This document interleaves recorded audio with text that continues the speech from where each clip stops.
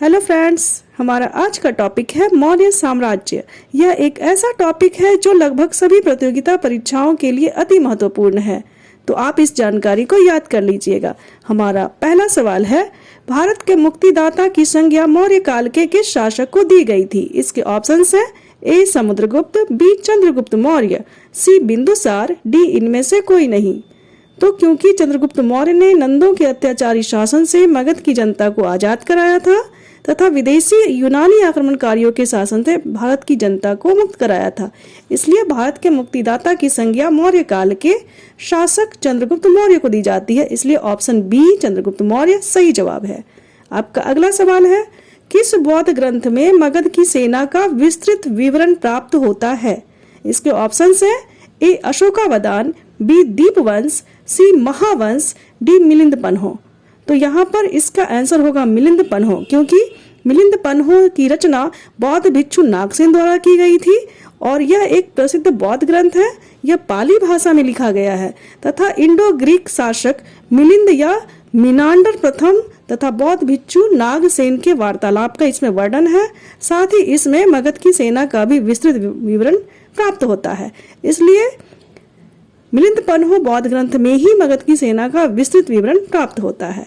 Option D सही है। आपका अगला सवाल है, मौर्य साम्राज्य की स्थापना का श्रेय किसे दिया जाता है? इसके ऑप्शंस है ए समुद्रगुप्त, बी चंद्रगुप्त मौर्य, सी बिंदुसार, डी इनमें से कोई नहीं। इस सवाल का सही जवाब होगा चंद्रगुप्त मौर्य। चंद्रगुप्त मौर्य ने चाणक्य की सहायता से मौर्य साम्राज्य की स्थापना की थी, इसलिए ऑप्शन बी चंद्रगुप्त मौर्य सही है। चंद्रगुप्त मौर्य को मौर्य साम्राज्य की स्थापना का श्रेय दिया जाता है। आपका अगला सवाल है, जासूसी नाटक मुद्रा राक्षस का रचनाकार है? इसके ऑप्शंस है ए चाणक्य, बी कालिदास, सी विशाखदत्त, डी इनमें से कोई नहीं। इस सवाल का सही जवाब होगा विशाखदत्त। विशाखदत्त के द्वारा ही मुद्रा राक्षस की रचना की गई थी। मुद्रा राक्षस पहला जासूसी नाटक है। कह सकते हैं कि यह प्राचीन भारत का सर्वप्रथम जासूसी नाटक भी था, इसलिए इसके ऑप्शन सी विशाखदत्त सही है। जासूसी नाटक मुद्रा राक्षस का रचनाकार विशाखदत्त था। आपका अगला सवाल है, विष्णु पुराण के अनुसार चंद्रगुप्त मौर्य की माता का नाम क्या था? इसके ऑप्शन है ए मूरा, बी वसुंधरा, सी उर्वशी, डी इनमें से कोई नहीं। इस सवाल का सही जवाब होगा मूरा। ऑप्शन ए मूरा सही है। विष्णु पुराण के अनुसार चंद्रगुप्त मौर्य की माता का नाम मूरा का वर्णन किया गया है। आपका अगला सवाल है, निम्नलिखित में से किसने कहा था कि भारत में दास प्रथा नहीं है? इसके ऑप्शंस है ए मेगास्थनीज, बी फाहियान, सी जस्टिन, डी इनमें से कोई नहीं। इस सवाल का सही जवाब होगा मेगास्थनीज। ऑप्शन ए मेगास्थनीज सही है। मेगास्थनीज जिसने इंडिका की रचना की थी, उसने कहा था कि भारत में दास प्रथा नहीं है। इसका वर्णन मेगास्थनीज की कृति इंडिका में प्राप्त होता है। आपका अगला सवाल है, वह मौर्य शासक जो अमित्र घात के नाम से भी जाना जाता था? इसके ऑप्शंस है ए दशरथ, बी शिशुनाग, सी चंद्रगुप्त, डी बिंदुसार। इसका सही जवाब होगा बिंदुसार। बिंदुसार को अमित्र घात के नाम से भी जाना जाता था। चंद्रगुप्त मौर्य का पुत्र था बिंदुसार और बिंदुसार अमित्र घात के नाम से भी जाना जाता था। ऑप्शन डी बिंदुसार सही है। आपका अगला सवाल है, मौर्य स्तंभों के लिए पत्थर कहां से प्राप्त किए जाते थे? ऑप्शन ए राजमहल पहाड़ियां, बी राजगृह, सी चुनार, डी बराबर की पहाड़ियां। इसके ऑप्शंस में दिए गए ऑप्शन सी चुनार की पहाड़ियां सही जवाब होगा। मौर्य स्तंभों के लिए पत्थर चुनार की पहाड़ियों से ही प्राप्त किए जाते थे। आपका अगला सवाल है, बृहत कथा मंजरी के अनुसार मौर्य किस जाति के थे? इसके ऑप्शंस है ए ब्राह्मण, बी क्षत्रिय, सी वैश्य, डी शूद्र। इसका सही जवाब होगा शूद्र। बृहत कथा मंजरी जिसकी रचना क्षेमेंद्र के द्वारा की गई थी, उसकी पुस्तक बृहत कथा मंजरी में मौर्य को शूद्र जाति का बतलाया गया है। तो इस प्रश्न का उत्तर होगा शूद्र। ऑप्शन डी सही है। बृहत कथा मंजरी जो कि क्षेमेंद्र की रचना है, उसके अनुसार मौर्य शूद्र जाति के थे। आपका अगला सवाल है, मौर्य सम्राट चंद्रगुप्त मौर्य ने किस यूनानी शासक को पराजित किया? इसके ऑप्शंस है ए सिकंदर, बी सेल्यूकस निकेटर, सी नेपोलियन, डी इनमें से कोई नहीं। इस सवाल का सही जवाब होगा सेल्यूकस निकेटर। मौर्य सम्राट चंद्रगुप्त मौर्य ने सेल्यूकस निकेटर यूनानी शासक को परास्त किया था। आपका अगला सवाल है, चंद्रगुप्त मौर्य का विवाह सेल्यूकस निकेटर की पुत्री से हुआ, उसका क्या नाम था? इसके ऑप्शंस है ए हेलन, बी सिमरन, सी हेमवती, डी चेलना। इस सवाल का सही जवाब होगा हेलन। चंद्रगुप्त मौर्य का विवाह सेल्यूकस निकेटर की पुत्री हेलन से हुआ था और यह सर्वप्रथम किसी भारतीय शासक के द्वारा किया गया अंतर्राष्ट्रीय विवाह भी था। चंद्रगुप्त मौर्य का विवाह सेल्यूकस निकेटर की पुत्री हेलन से हुआ था। आपका अगला सवाल है, चंद्रगुप्त मौर्य के साम्राज्य की राजधानी थी। इसके ऑप्शंस हैं ए चंपा, बी विराटनगर, सी पाटलिपुत्र, डी गांधार। इस सवाल का सही जवाब होगा पाटलिपुत्र। ऑप्शन सी पाटलिपुत्र सही है। चंद्रगुप्त मौर्य के साम्राज्य की राजधानी पाटलिपुत्र थी। हमें आज भी पाटलिपुत्र में चंद्रगुप्त मौर्य के साम्राज्य या राजप्रसाद के अभी भी अवशेष प्राप्त होते हैं जो कि कुम्भरार में है। इसलिए चंद्रगुप्त मौर्य के साम्राज्य की राजधानी पाटलिपुत्र में थी। ऑप्शन सी पाटलिपुत्र सही है। आपका अगला सवाल है, मौर्य काल में सीता शब्द प्रयुक्त हुआ है। इसके ऑप्शंस है ए राम की पत्नी के लिए, बी नए बसाए शाही गांवों के लिए, सी कृषि की देवी के लिए, डी उपर्युक्त में से कोई नहीं। इस सवाल का सही जवाब होगा नए बसाए शाही गांवों के लिए। ऑप्शन बी सही है। मौर्य काल में सीता शब्द का प्रयोग नए बसाए शाही गांवों के लिए किया गया था। शाही गांव का मतलब जो कि प्रशासन के द्वारा यानी कहा जाए तो राजतंत्र के द्वारा जो बसाए गए थे। आपका अगला सवाल है, मौर्य सम्राट अशोक ने किस नगर की स्थापना की थी? इसके ऑप्शंस है ए पंजाब, बी देवपत्तन, सी श्रीनगर एवं देवपत्तन, डी निकैया। इस सवाल का सही जवाब होगा श्रीनगर एवं देवपत्तन। ऑप्शन सी श्रीनगर एवं देवपत्तन सही है। मौर्य सम्राट अशोक ने श्रीनगर एवं देवपत्तन दोनों ही नगरों की स्थापना की थी। आपका अगला सवाल है, तक्षशिला में हुए प्रथम विद्रोह का दमन किसने किया? इस सवाल का ऑप्शंस दिया हुआ है ए अशोक, बी बिंदुसार, सी चंद्रगुप्त मौर्य, डी सुसीम। इस सवाल का सही जवाब होगा अशोक। सम्राट अशोक ने तक्षशिला में हुए प्रथम विद्रोह का दमन किया था। सम्राट अशोक को इस दमन को दमाने के लिए उसके पिता बिंदुसार के द्वारा भेजा गया था और तक्षशिला में हुए प्रथम विद्रोह का दमन मुख्य रूप से अशोक के द्वारा ही किया गया था। इसलिए ऑप्शन ए अशोक सही है। आपका अगला सवाल है, अशोक के अभिलेखों को सर्वप्रथम किसने पढ़ा था? इसके ऑप्शंस है A James William, B James Prinsep, C Colonel Tod, D इनमें से कोई नहीं। इस सवाल का सही जवाब होगा James Prinsep. Option B James Prinsep सही है। अशोक के अभिलेखों को सर्वप्रथम जेम्स प्रिंसेप के द्वारा 1837 ईस्वी में पढ़ने का दावा किया गया है। इसलिए इसके ऑप्शंस बी जेम्स प्रिंसेप सही है। आपका अगला सवाल है, किस लघु शिलालेख में अशोक का नाम मिलता है? इसके ऑप्शंस है ए मास्की, बी गुर्जरा, सी नेतूर, डी इनमें से सभी। तो इस सवाल का सही जवाब होगा इनमें से सभी, क्योंकि अशोक के लघु शिलालेख मास्की, गुर्जरा और नेतूर इनमें सभी में ही अशोक का नाम मिलता है। इसलिए ऑप्शन डी इनमें से सभी सही है। आपका अगला सवाल है, चाणक्य का अन्य नाम क्या था? इसके ऑप्शंस है ए राजशेखर, बी भानुगुप्त, सी विष्णुगुप्त, डी विशाखदत्त। इस सवाल का सही जवाब होगा विष्णुगुप्त। ऑप्शन सी विष्णुगुप्त सही है।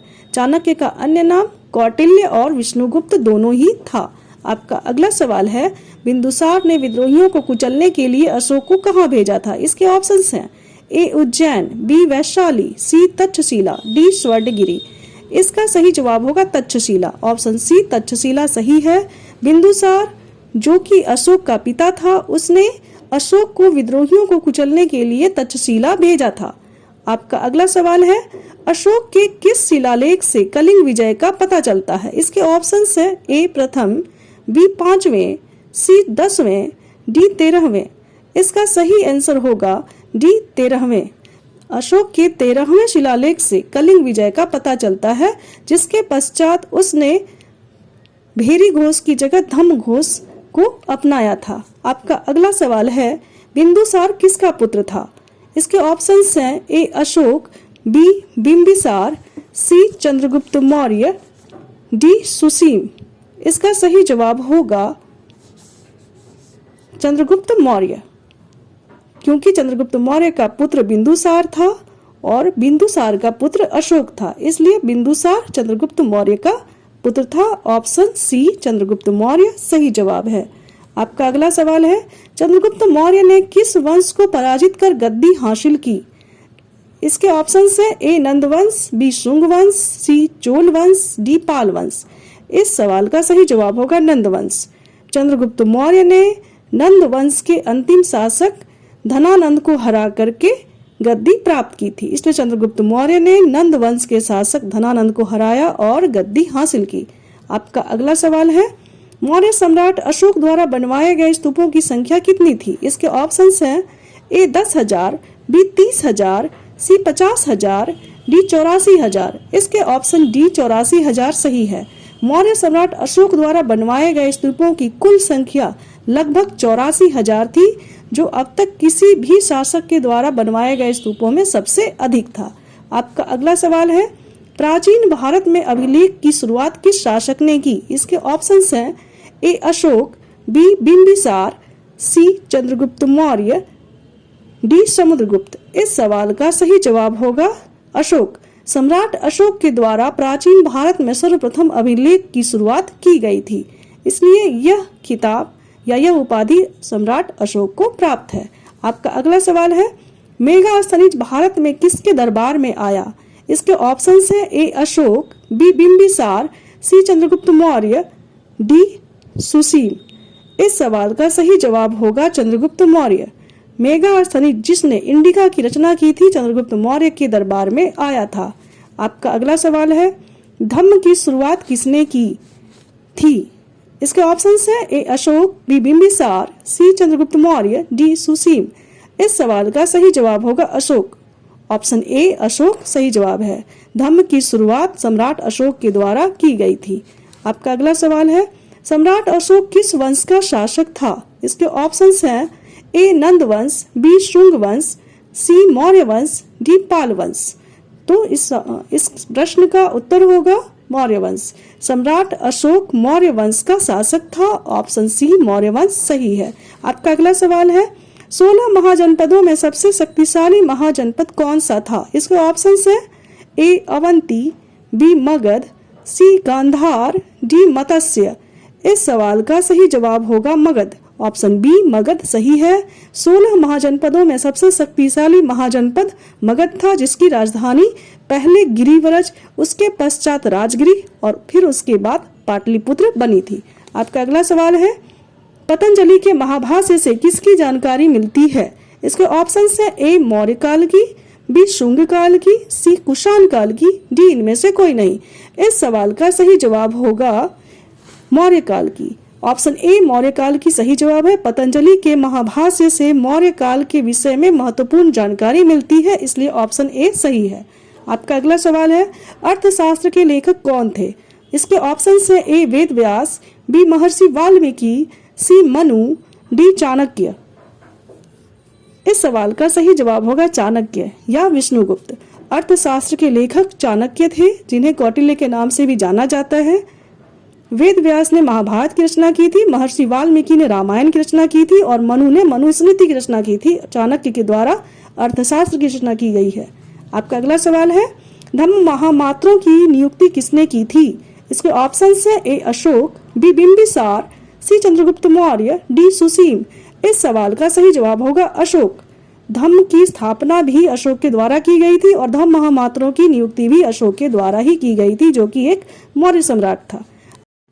आपका अगला सवाल है, मौर्य काल में टकसाल का प्रधान कौन था? इसके ऑप्शंस हैं ए पन्याध्यक्ष, बी कोषाध्यक्ष, सी मुद्राध्यक्ष, डी लक्षणाध्यक्ष। इस सवाल का सही जवाब होगा लक्षणाध्यक्ष। ऑप्शन डी लक्षणाध्यक्ष सही है। मौर्य काल में टकसाल का प्रधान लक्षणाध्यक्ष होता था।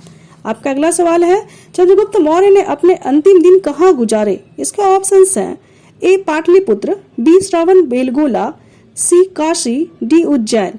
इसका सही जवाब होगा श्रवण बेलगोला। चंद्रगुप्त मौर्य ने अपने अंतिम दिनों में जैन धर्म को स्वीकृत कर लिया था और वह भद्रबाहु की नेतृत्व में श्रवण बेलगोला गए और वहां पर उन्होंने अपने अंतिम दिन गुजारे। और संलेखना, जिसमें कि भूखे प्यासे रह करके अपने शरीर को त्याग करना होता है, संलेखना के द्वारा उन्होंने निर्वाण को प्राप्त किया। इसलिए चंद्रगुप्त मौर्य के अंतिम दिन श्रवण बेलगोला में बीते, जो कि कर्नाटक में है। आपका अगला सवाल है, सारनाथ में किस सम्राट का स्तंभ निर्मित है? इसके ऑप्शन है ए अशोक, बी बिंबिसार, सी चंद्रगुप्त मौर्य, डी सुसीम। इस सवाल का सही जवाब होगा अशोक। अशोक सम्राट के सारनाथ स्तंभ के विषय में कहा जाता है कि यही हमारा राज चिन्ह भी है, जिसमें 4 शेर बने हुए हैं, जिसके बारे में कहते हैं कि यह हमारा नेशनल एम्बलम भी है। तो सारनाथ में सम्राट अशोक के द्वारा निर्मित स्तंभ है और इसी सारनाथ में ही गौतम बुद्ध के द्वारा प्रथम उपदेश भी दिया गया था। गौतम बुद्ध ने बौद्ध धर्म की स्थापना कराई थी। आपका अगला सवाल है, कलिंग का युद्ध किस वर्ष में हुआ था? इसके ऑप्शन है ए 261 ईसा पूर्व, बी 300 ईसा पूर्व, सी 361 ईसा पूर्व, डी इनमें से कोई नहीं। इस सवाल का सही जवाब होगा 261 ईसा पूर्व। कलिंग का युद्ध 261 ईसा पूर्व में हुआ था, जिसके पश्चात सम्राट अशोक का हृदय परिवर्तन हुआ और उन्होंने भेरी घोष की जगह धम्म घोष को अपनाया, यानी कि शांति की नीति को।